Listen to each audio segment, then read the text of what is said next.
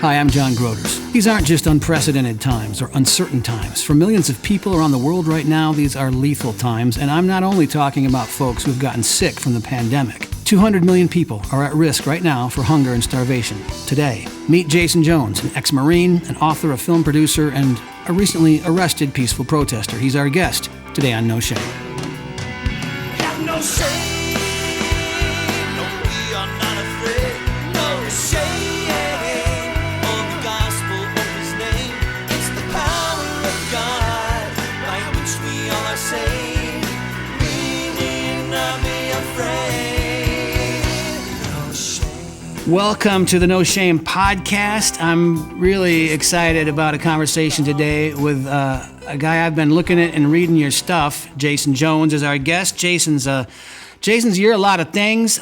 You're a film producer, an author, a political philosopher, an activist, a human rights worker, and I just learned a Thai. What was that thing you do every day? Muay Thai kickboxing. He's out on the beach fighting, what, invisible enemies? Is that what you do? Oh, no, you can look at my Facebook pictures. I got a lot of black guys from real enemies. From real enemies. It's not real enemies, teammates. It's the Right, best right. sport in the world. I can't believe you never heard of Muay Thai.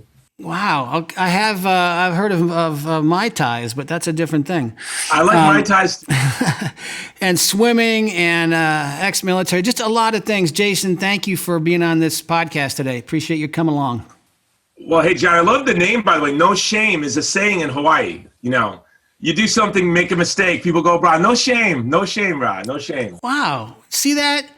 Times a day. Promoting the podcast on the beaches of Hawaii. So where in Hawaii are you, Jason? Which island? I live on the island of Oahu on the west side.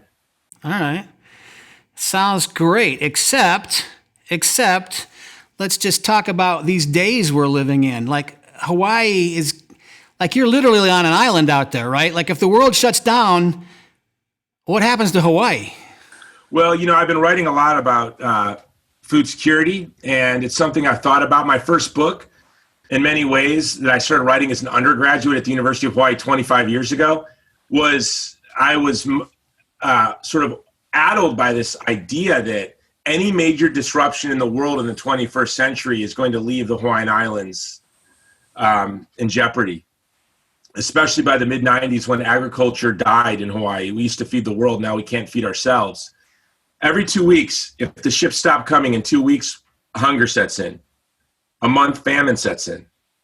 So we have 1.4 million people out here. The Hawaiian Islands are the furthest place in the world from any place in the world. And not because of our decisions here locally, but because of trade agreements and subsidy structures, we now have no ag industry to speak of. 90% of our food is imported. And so that's been my biggest concern. First of all, for my friends, family, and neighbors here in the Hawaiian Islands, but most especially around the world, people in conflict zones, migrants. We're going to see a great contraction of food. And we're looking at, David Beasley from the World Food Program said, we're looking at maybe over 200 million people will starve to death this year because of the response to COVID. Not because of COVID, but because of the ham-fisted one-size-fits-all policy that the whole world went under with this shutdown. And so across the Horn of Africa, across the Middle East, into Bangladesh, in India, from the slums of Kibera to in Brazil, people who are on the edges of hunger are going to fall into hunger. People who are on the edges of starvation will fall into starvation. And believe it or not, if there was an 18-month shutdown the way Bill Gates was asking for, we would have hunger in Hawaii, no doubt. It would be a crisis. I was on the phone a week ago with a guy from India, and he was saying our people are a lot more afraid of starvation than COVID-19. I was doing a thing with an organization called World Mission, and he was showing pictures that there's no food. There was a picture of a woman on her face on the ground and her 3-year-old trying to wake her up. And I'm like, don't tell me. Yeah. So this is no statistic you just cited. This is not just sort of a talking point for a thesis on a term paper in college right now. if the industry is shut down, that you are selling soap on the side of the road or batik clothing, or you're cutting hair, or you're doing manicures, the kind of small businesses that you know better than I. What are we missing here, Jason? Well, it's called normalcy bias. So, people can't imagine that tomorrow will be different than today, because today was just like yesterday. And in the West, Jim Gaffigan has this skit where he talks about he hasn't been hungry in his entire life. He's like, he hasn't missed a meal in 25 years. And so for people like us, we live like no one has ever lived before. This is not normal to never miss a meal. It's not normal never in your life worry about where your next meal is coming from. So it is really hard for us to wrap our mind around. And then we count on the news media to tell us the truth.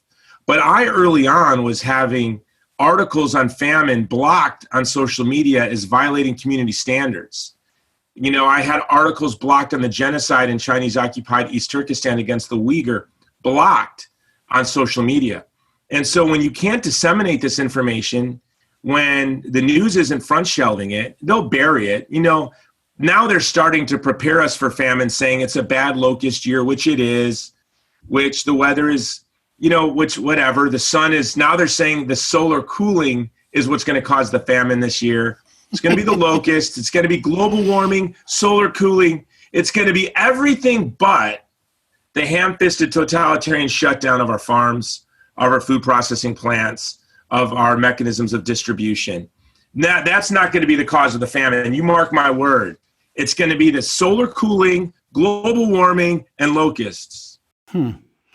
You're in history, you're in Hawaii. I was thinking about, I used to sing that CNH, pure cane sugar from Hawaii, growing in the sun. I mean, whatever happened to CNH pure cane sugar? You guys were like the world leader, right?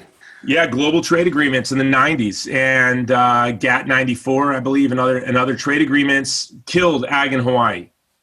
And it's probably not of interest to most of your audience, but I'm advocating something I call the Hawaii Food Security Act, that Hawaii is 47 out of 50 states for agriculture subsidies.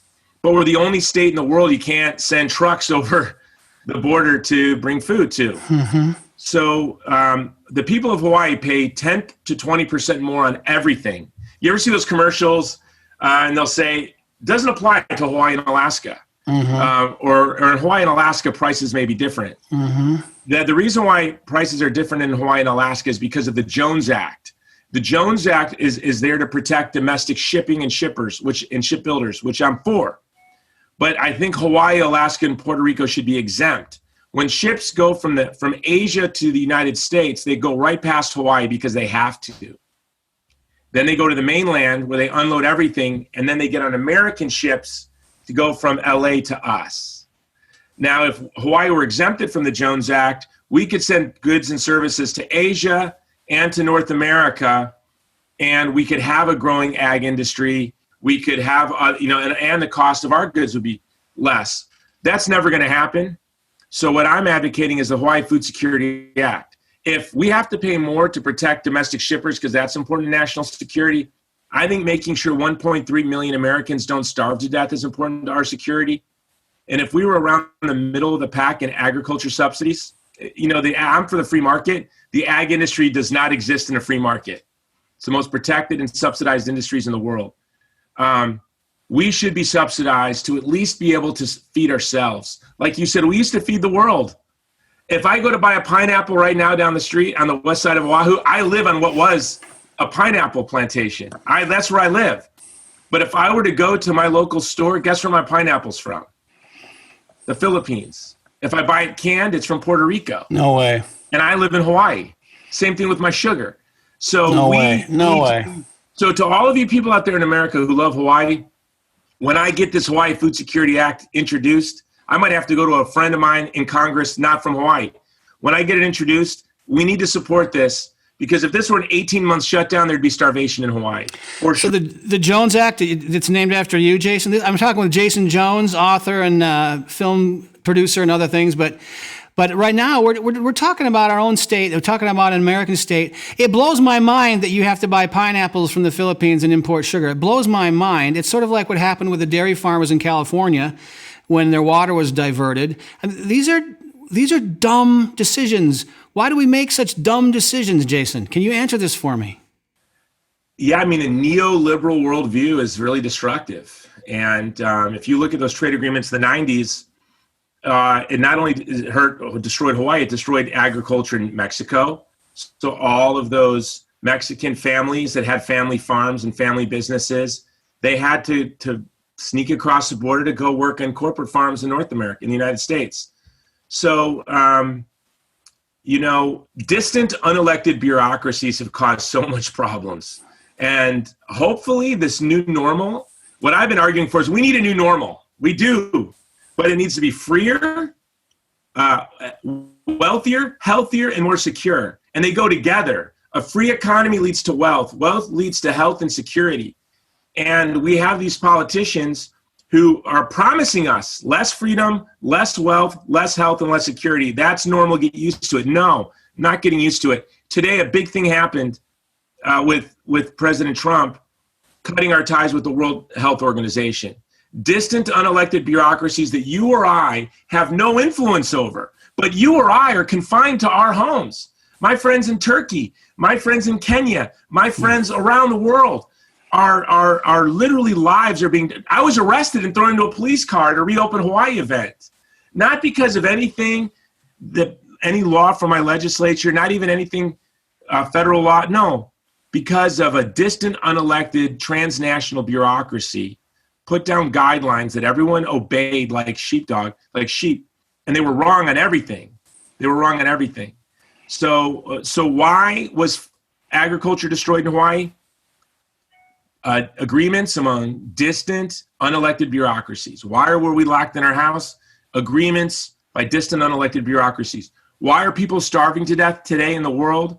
Because of decisions made not in Kenya, not in India, not in Bangladesh, but by privileged people who have never missed a meal in their life, have no empathy, and they're not even loyal to their own families, let alone their own country.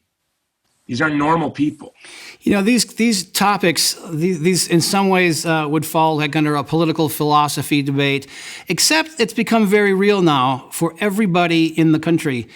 I've been working on some feature films in Romania in the last few years. I did a film a couple years ago on Richard Wurmbrand and the 14 and a half years he spent in communist prisons. It was a book called Tortured for Christ, came out 50 years ago. He was the first guy to survive and write about life in communist prison. Deeply amazing Christian man who figured out a way to love his enemies even while they tortured him every single day. But in the research for this project, in the film I'm currently working on, I've spent a lot of time in Eastern Europe. They've got no disillusionment about what it means to sort of move towards communism and socialism. And the promises on the front end never matched the reality of the life of the average person. And it pains me deeply to see my own culture sprinting headlong in that direction because I think it's built on a lie. Wurmbrand said Lenin defended the church until he came to power, and then tens of thousands went to the concentration camps. I feel like we've got our history twisted. Why don't we listen to our friends in Poland and our friends in Ukraine or Estonia or Latvia or Romania or Hungary who have lived the very same thing that it seems like the West is moving towards because it doesn't feed people. There was a saying in Romania, we've decided to send the Russians all of our grain and in return they're going to take all of our oil. And that was under communism, under Stalin. They ended up with nothing. And at one point, Romania, where I've been, was the breadbasket of Europe, like you're saying with Hawaii. But once the left took over that place, there was nothing. And people starved and people were thrown in prisons. It's a big problem. When we think of Eastern Europe, we think of post-communist Eastern Europe. It's almost too hard to imagine what was lost in those communism years. We don't even think about Romania, Czech, Ukraine before because it was such a beautiful, productive culture. And it changed in the blink of an eye. And so we find it impossible to believe that would happen here. I have an op-ed coming out this week. It's my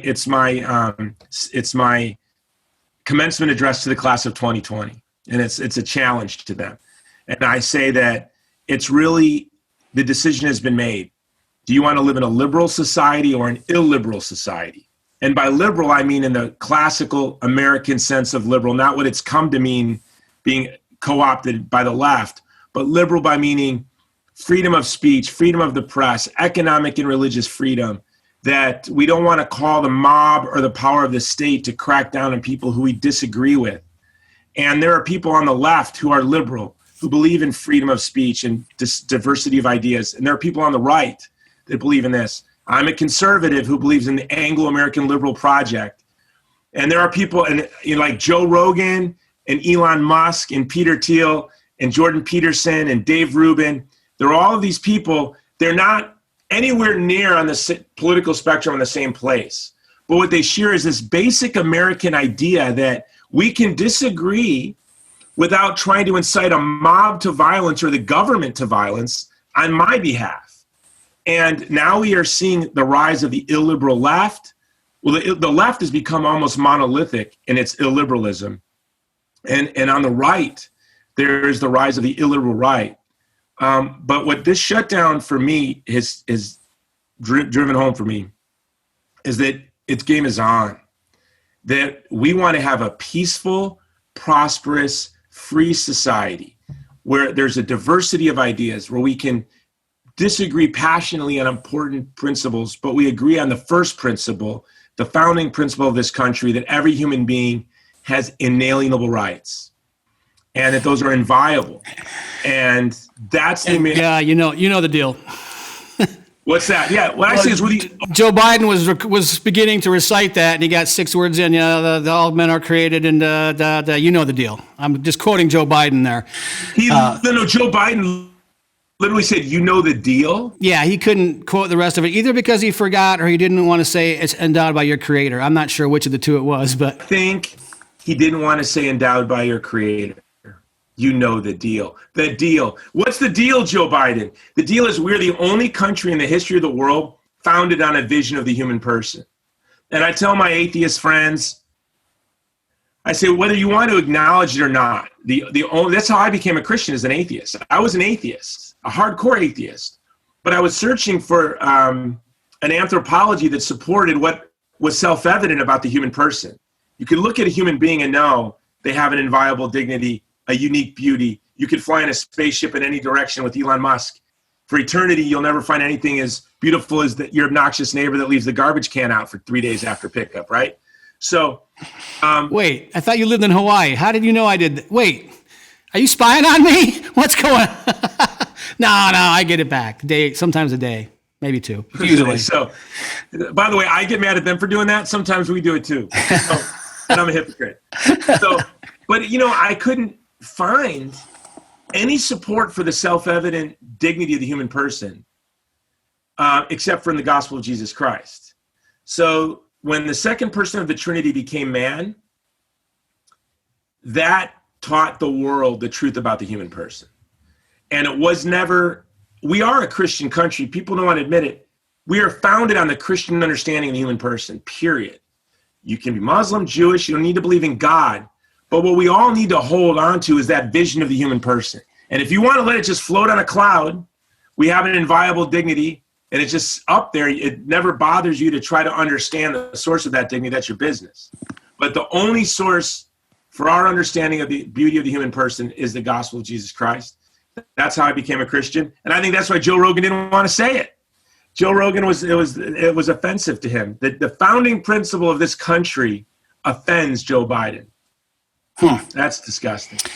I want to dig into this arrest a little bit because, so tell me what happened. Were you throwing rocks at the police? Were you stealing, were you breaking down buildings and then looting the Target store in your community? What exactly was your crime anyway, Jason?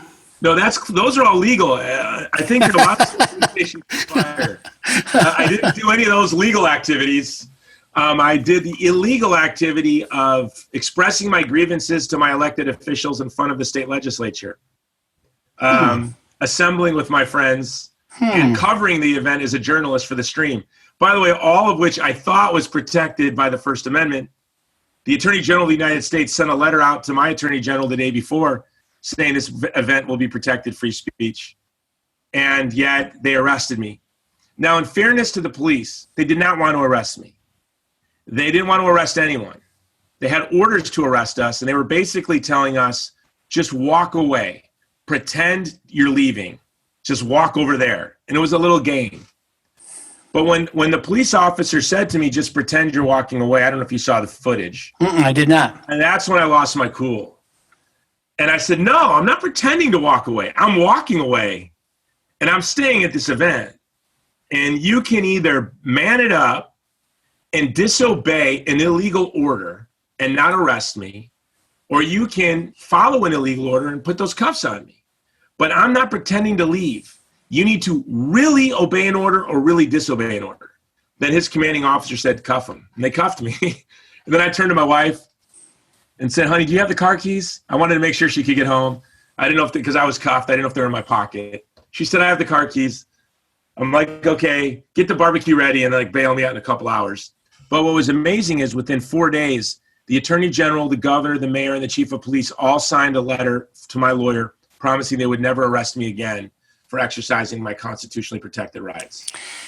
Well, I happen to have, because I came prepared, a little copy of the U.S. Constitution right here because I thought I would check. So I wanted to know the deal. So I thought I would just, because sometimes we think we know these things, but I highlighted the relevant section here. I just thought I'd read it for our audience because this is the first amendment to the Constitution of the United States of America. And it says this: Congress, you know it probably, shall make no law respecting an establishment of religion or prohibiting the free exercise thereof. That's another topic we'll get to on the separation of church and state. Or abridging the freedom of speech or of the press or of the right of the people peaceably to assemble and to petition the government for a redress of grievances. I don't think you have to go to law school, Jason, to understand what that says is the First Amendment says we're allowed to peaceably assemble in order to express a petition to the government for the redress of grievances.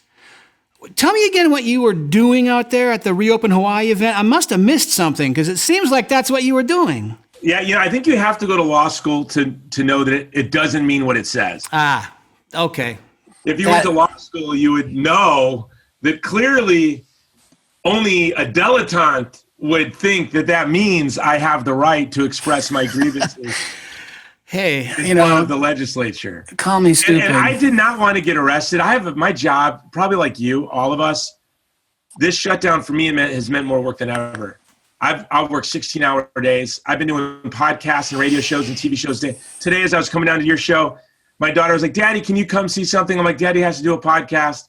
She goes, okay. And I heard it in her voice. Like, I'm so sick of hearing that. You know what? I can wait, Jason. Why don't you run out? I can hang on here. We can edit this together. I'm sorry.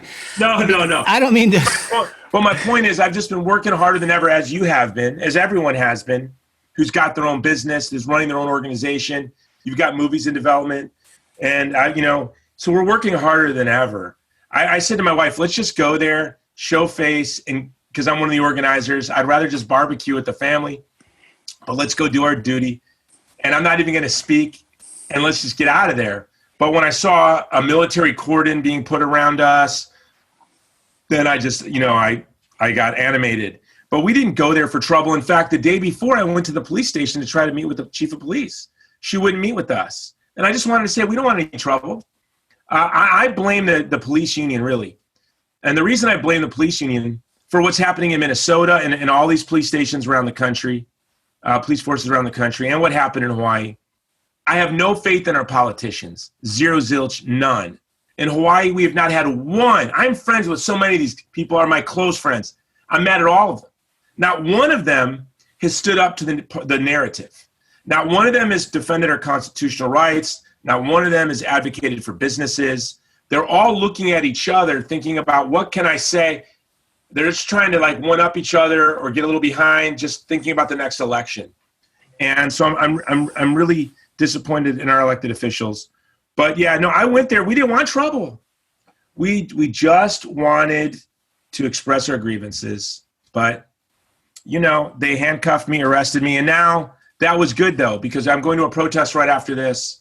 and we'll be left alone. And they've got the memo. Oh, but I wanted to get to the police union thing real quick.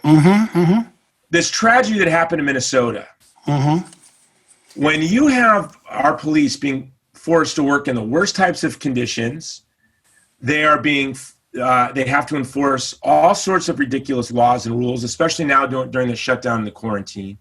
They're human beings too. And the unions need to be vigilant in protecting police officers, not after they crack and kill somebody, but before they crack, before they break. And the fact that right now in my house, in that room, are HPD police officers' kids who they stay with us right now, because my wife doesn't work, right? I work from home. I'm close with a lot of HPD. The fact that I had to be nose to nose yelling, and they're yelling at me with my friends, neighbors, my HPD police officers, our politicians are useless. The union should have said, you're not going to enforce that order. But 4 days later, the attorney general, the mayor, and the governor, and the chief of police signed a document saying they will no longer they will no longer violate First Amendment rights. The police union should have stood with their officers. And by the way, every protest since the one I got arrested at, police have thanked me. 2 weeks ago, it was really, was saying Hawaii chicken skin. They were all lined up in a formation. One by one, all but one officer came up to me and thanked me for being there and asked me to keep coming. Is this because this event got fairly well covered in your area? Like, did everyone know what happened out there? Why was this a big thing? No, it didn't get covered at all. In fact, the media here is race baiting, trying to say it's all white people, because clearly I am white. I like to say I'm mixed because everyone's mixed. My kids are mixed. Hawaii, everyone's mixed. So I say I'm half white, half whiter. I'm mixed too. But I'm the perfect, straw man for them. So my wife, who's Chinese, was nose to nose with me, right? The paper put me on the front page, but they literally cut her off the photo. Because they didn't want to show this interracial couple. They wanted to show the 6'2" blonde guy. That was their narrative. How it got covered was in Instagram. It went uber viral. And of course, that brought out, it was basically like homeroom class, and the teacher didn't show up. It was just, a lot of ridiculous comments at first. But now the ball has bounced. And now people, the truth is getting out there that our unemployment's well over 30% admitted, but probably really about 50%. And we have in the outer islands, people are sharing food now, and families are having to support their neighbors. I just got a call today, my friend saying, yeah, my neighbors, I'm basically feeding 2 families now because my neighbors are completely bankrupt. So that's the reality. So Jason, we've got to hear, I kind of consider we're doing like the underground media here because, and none of us know what we don't know. And I think COVID-19 hits and we hear all this stuff. And I felt like, okay, I might be in London in 1942 and nobody knows, are we going to stand up to this enemy or are we not? And should we fight or should we negotiate? And in retrospect, Neville Chamberlain looks terrible. Winston Churchill looks great. But in the moment, nobody knows. We kind of had that moment. And all of a sudden, I don't know, I read the same things you read. There was a study that came out of Israel this week that said it's now proven that we've watched this thing has a 40-day incubation period and then it dies down. It doesn't matter whether you social distance or not. It's possible that's true. It's possible it's not. I've read a study that came from the World Health Organization today that says actually wearing masks can be detrimental to your health if you're not sick already. Well, so we're going back and forth on shutdown, wear masks, do all these things. And people pronounce, but what we do know is if you turn everybody's business off, you're going to not only have starvation and, what have you seen even in depression and in suicide? What's the toll it's taking on human beings? So on the island of, this is a podcast, so it's for the world, so I apologize for just bringing up my home, but in the island of Kauai, they had almost as many suicides 2 weeks ago in 1 week as they normally have in a year. And half of those suicides were single parents. Leaving kids. Leaving children. And so the people who call those of us, I've been opposed to the lockdown from the very beginning. And, was called all sorts of names, grandma killer, this and that. my concern from the very beginning, which I was writing about at the stream and being very clear about, was not the Constitution, the Bill of Rights, which is the most important thing. It's precious. It's the fruit of everything we have is the fruit of that. But my immediate concern, because it's all these books are on genocide, democide, and total war. And this shelf here, all these books are on genocide, democide, and total war. And what's democide, Jason? Democide is when governments kill their own people, not based on ethnicity or religion. It's just state-sponsored killing of its own citizens. Do you know in the 20th century, the number one killer was famine? The number two killer was democide. But it's really kind of not accurate, because most of those famine deaths, as you know, as you already mentioned, in the 20th century were caused by government errors or mistakes, hopefully. Mao created the largest man-made famine in the history of the world. How? He kept farmers off of their farms and they starved. In Ethiopia, the communist government burned grain surplus. So the Ethiopians know how to deal with weather, and they store surplus, which the communists called bourgeois capitalism, destroyed the surplus and starved their people. In the Ukraine, I believe you mentioned what happened in the Ukraine with Stalin, starved countless millions of his own people. So that hunger in the 20th century, most of it was democide. Even the Black Year in Ireland, the Irish famine, potato famine, that was democide. That was government, that was policy. By the way, Hawaii doesn't have food. If we starve to death in 5 years, 20 years, 100 years, because the most fertile soil on earth isn't growing anything, it's because of an artificial structure of subsidies and protections that left Hawaii outside of the global ag industry. And we can't feed ourselves. So they'll say, oh, it just happened. Just like now, I promise you, follow the news.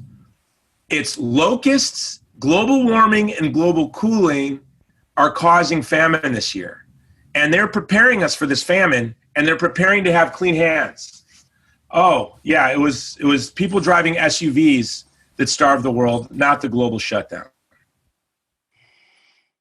Yeah, my SUV is now responsible for solar cooling, which is fascinating to me how that happened. You know, there's this cool quote that's been circulating. It's a C.S. Lewis quote. Maybe you saw this, but I wrote this down. C.S. Lewis, of all tyrannies, a tyranny sincerely exercised for the good of its victims may be the most oppressive. It would be better to live under robber barons than under omnipotent moral busybodies.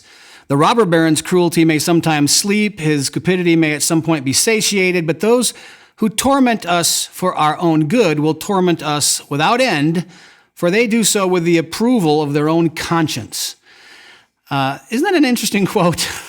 I thought it was interesting. My writing partner, John Zmirak, that's one of his favorite quotes. Yeah, I guess it's fairly well known. And that quote reminds me of something the Christian anthropologist René Girard says, that in the post-Christian world, those are actually post-Christian monsters that C.S. Lewis is talking about. You wouldn't have had monsters like that before Christianity, they would have felt no need to justify their viciousness. But in the world, in the light of the gospel, even to be vicious, one has to pretend to care about the vulnerable.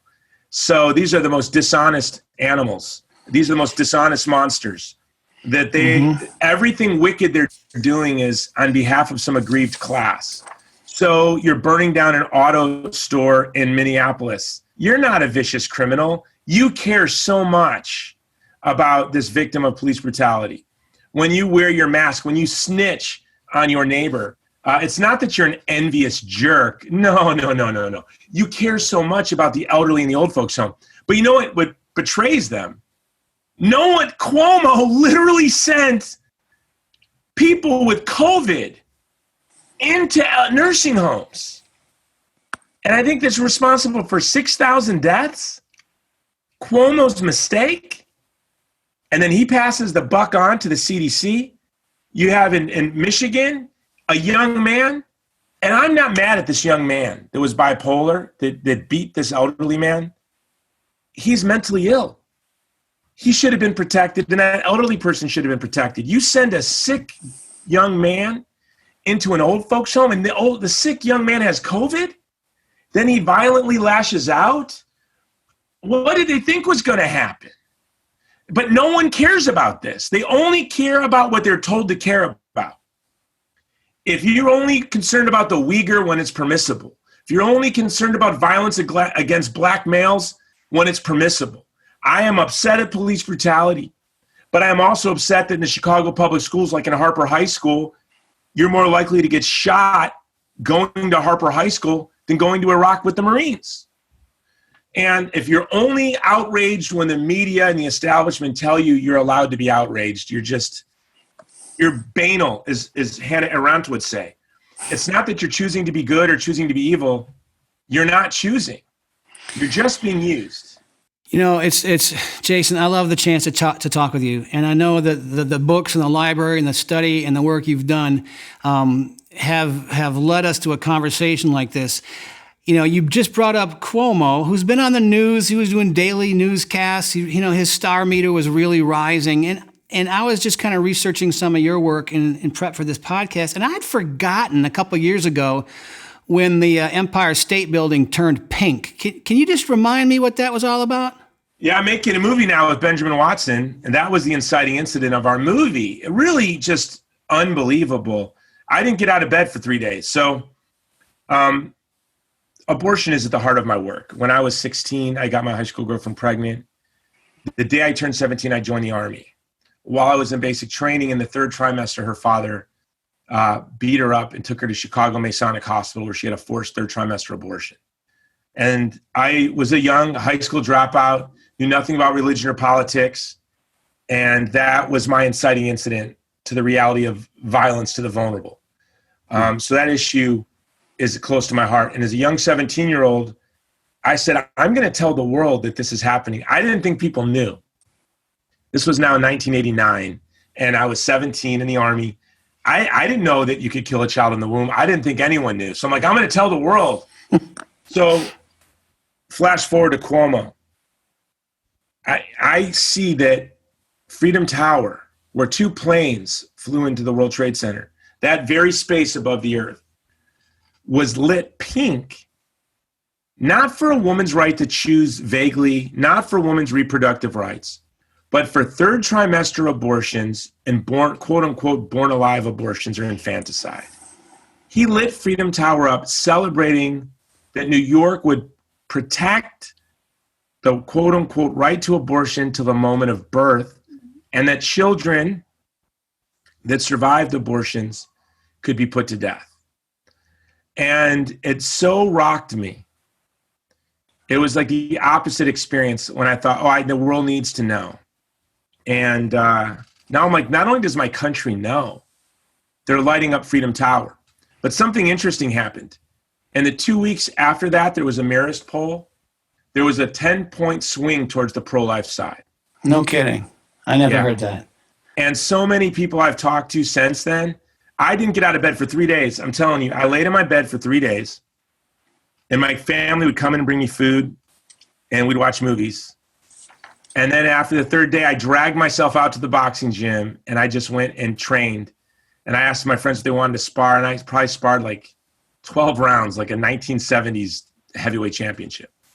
And then I just laid there. And then it was when it dawned on me, now is our chance. Like, this extremism is too much for America.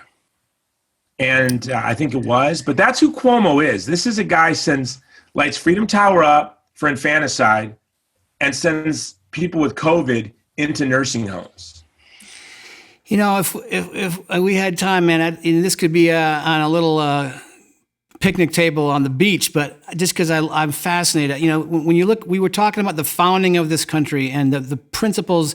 You kind of highlighted that the country was based on an intrinsic understanding of the value of a human being, that they're made in the image of God, that there's a value to that. The other side that I'd like to explore with you is that those founding fathers knew the basic human heart. which is dark, and the propensity towards selfishness. And they had also studied, the history of the world. And today we light up the pink World Trade Center, but the Romans would and the Greeks would throw their infants by the city gate. Sublatus was the practice if they had a girl, because they didn't want a girl. And the dogs would eat the children. And, it's an understanding of the fact that the human being can turn and has turned so dark once power is put into its hands that I think was such a driving principle of the founding fathers to try to limit the power, to try to separate the power, to try to make it the people, to try to not have a king, because they understood it would get abused. It just seems to me that is being proven out. Now, apparently, it's legal for our local mayor to make laws. It's certainly become legal for our local governors to make laws. I mean, these are things that don't make any sense to me. I've made an executive order. Well, you're not allowed to. Well, I say I am. And my judge that I appointed just said, this is the world we're living in. And I think Adams and Hamilton and Madison and Washington, I think they would just say, I told you so. And that's why we tried to separate this out. Yeah, no, I think they'd have chuckled. I think they would laugh because they wouldn't be surprised, right? I think they might be surprised that we got this far. Yeah. And but here's what's interesting, what you talked about. Our founding fathers they understood human nature. They knew it was dark. While at the same time, they recognized that we had an inviolable dignity, that we were creatures made in the image and likeness of God. And Abraham Lincoln called the Declaration principle that we hold these truths to be self-evident, that all men are created equal, is that the work of art, and the Constitution was just a frame to protect that beautiful work of art. That work of art is the human person.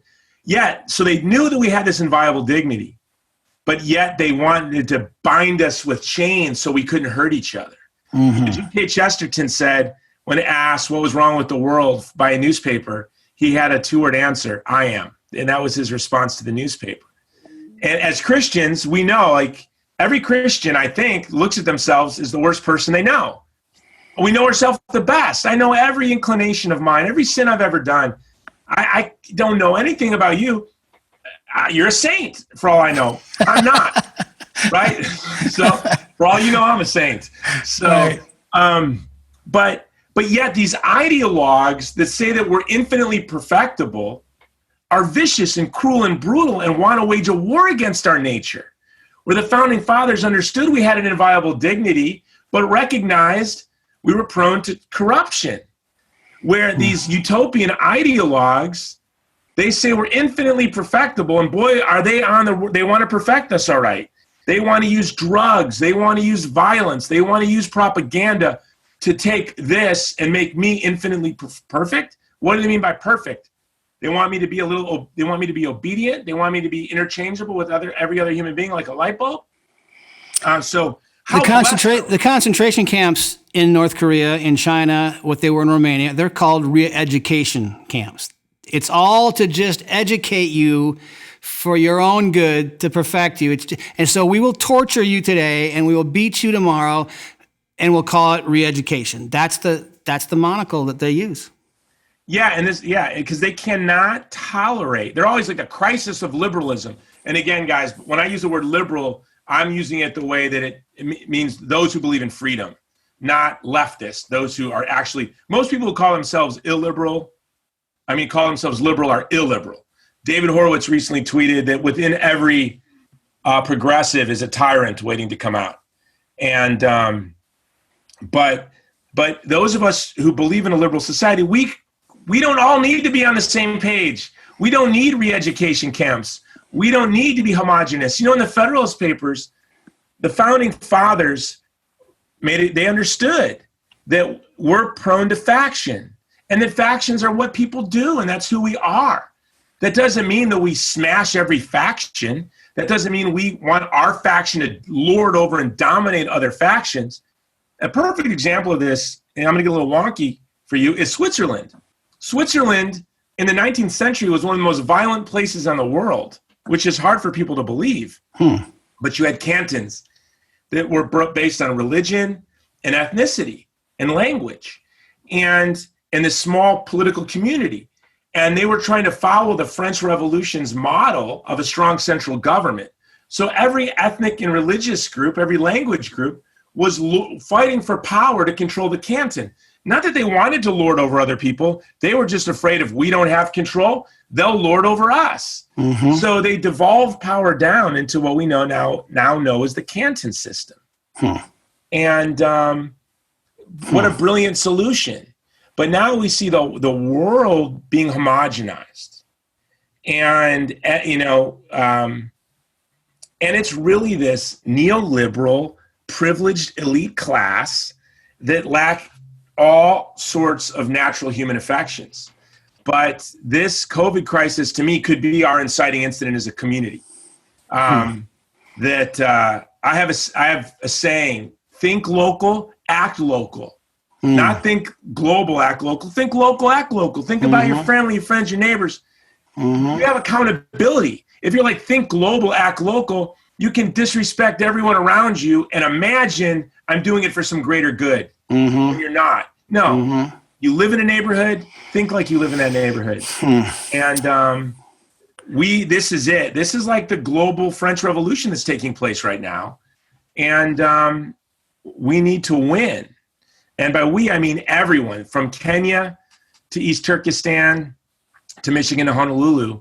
And the way we all win is break the chains, the ropes that control all of us that are connected to these unelected bureaucracies. And again, I'll say thank you, President Trump, for getting the United States out of the WTO. Well, and a lot of things. Our connection, Jason, was movies, and we don't have time to talk about movies because I just felt like these are such important issues. We're recording this in May of 2020, the very end of May, and I just appreciate it. But I do want to say that your name, I was really surprised. I've seen these movies. Like, you were associated with some movies that I've really loved over the last 10 or 15 years. Bella was a beautiful movie. I think it came out in 2006. The Stoning of Sayruri M. And I know John Shepard and the guys from Empower, and what a powerful movie that was. I'd seen that. I looked at the trailer for Voiceless. Looks fantastic. And then I heard you were, well, you tell me, were you in Gosnell? I was in Gosnell, yes. I was the CNN reporter. Yeah? How much screen time? I got more screen time than any extra in the history of the world. I'm probably in that movie as much as anyone.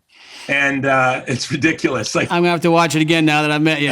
My friends put me in all their movies. And but that's the one where, boy, everyone on earth saw it. And people are more excited to see that you're an extra in a movie than you produced a movie, which tells me I've made the wrong career path. I think I just need to become an extra. That's a brutal job, standing around all day. No, you bring a book, you read. Yeah. How can we kind of keep up with you, Jason? Give us a few places where we can follow you a little bit or get a hold of your stuff. Yeah, and I'd love to have you on my podcast where we can talk movies. But Absolutely. I have a podcast, The Jason Jones Show, and my organization, Movie to Movement.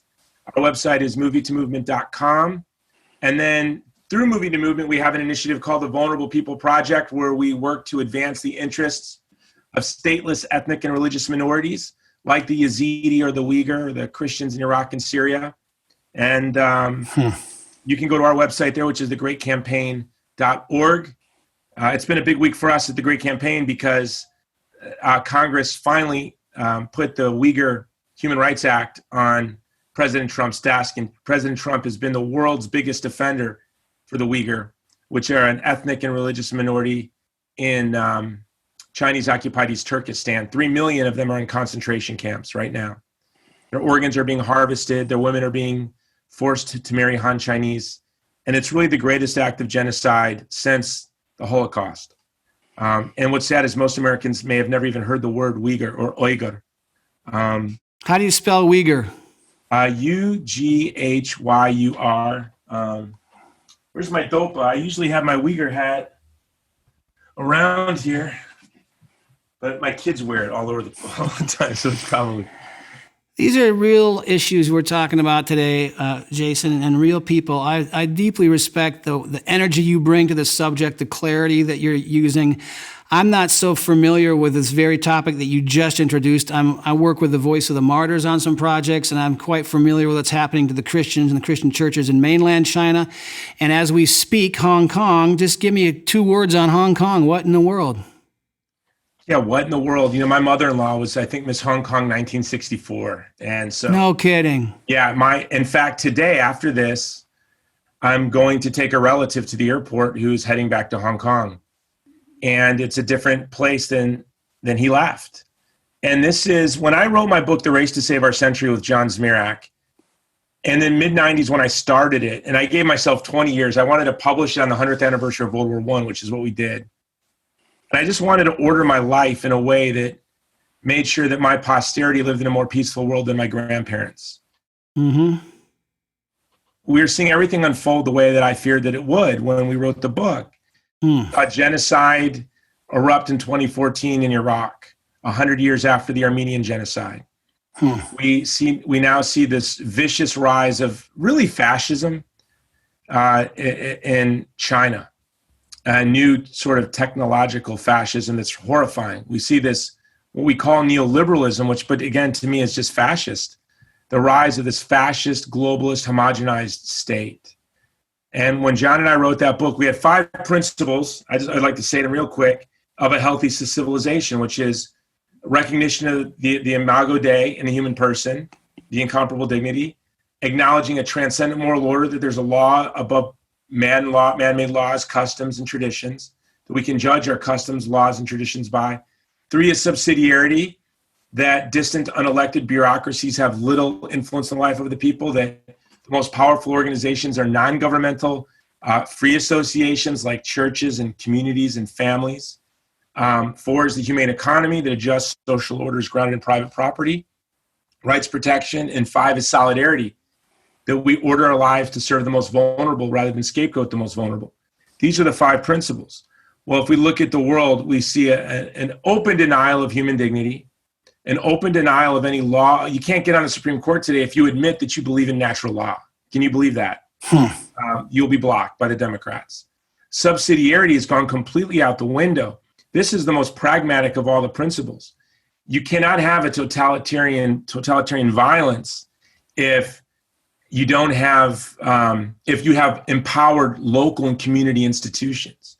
But when local organizations behave just as mere functionaries for distant unelected bureaucracies, they're really nothing but distant unelected bureaucracies' mechanisms. Our private property rights, what happened to, in the Federalist Papers, our founding fathers tell us over and over again, your right to a livelihood is intimately connected to your right to life. And that when you trample on someone's private property rights, you're trampling on their ability to live. And in fact, that's how Stalin and Mao created their famines. And solidarity. We no longer have thoughtfulness of sharing the burdens of the vulnerable. We have scapegoating and mob violence. And so when you put all this together,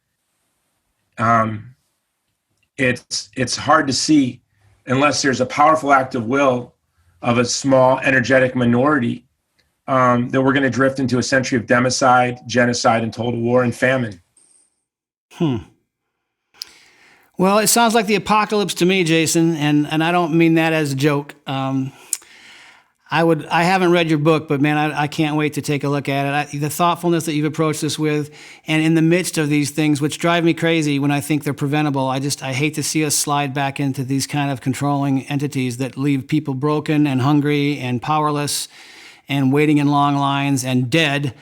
In the midst of that, I mean, I still believe wholeheartedly that the gospel is good news, and it's the best good news, and it is the natural good news, the ultimate authority above all authorities. Without it, there really is no right or wrong. And it's interesting how you said even the people that would acknowledge nothing about right or wrong or a God have to sort of appeal to their sense of right and wrong.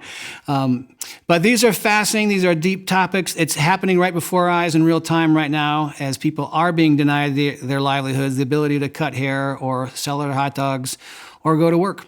Or in your case, assemble in Hawaii and say, we disagree with this. So I thank you so much, Jason, for being my guest. And my apologies to your daughter. Would you please tell her I am personally responsible, but I'll make it up to her somehow, Hey, Rob, someday. no shame. All right, no shame. Jason Jones, great guest. Thank you so much for joining us. God bless. Bye-bye. Have no shame, no, we are not afraid, no shame of the gospel of his name. It's the power of God by which we all are saved. We need not be afraid. No Shame is a weekly podcast where John Grooters discusses life at the intersection of faith and culture with all kinds of interesting and inspiring guests. Subscribe to the podcast today by going to johngrooters.com, select the podcast tab, and hit subscribe. Don't miss any of these life-giving conversations.